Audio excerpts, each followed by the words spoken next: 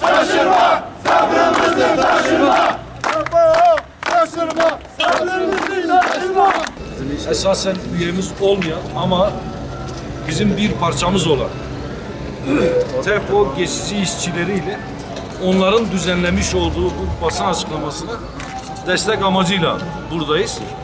Bizler ağırlıklı olarak Batman'da olmak üzere Diyarbakır, Siirt, Mardin bölgesinde ortalama 15 yıldır TPAO'da Batman Bölge Müdürlüğü bünyesinde 7 emin güvenilir kişi sıfatıyla geçici olarak çalışan işçileriz. TPAO bakımından güvenlik ve üretim araçlarını koruma riskinin en yoğun olduğu dönemde en zor şartlarda yıllarca fedakarca çalışıp üretim süreçlerine büyük katkılar koyduk. Ama günümüz itibariyle TPAO tarafından işten çıkarılmak, ekmeksiz bırakılmak isteniyoruz. Sayımız yaklaşık 200 civarındadır. Bunu 5 ile de çarparsanız 2000-2500 insan ekmeksiz kalıyor.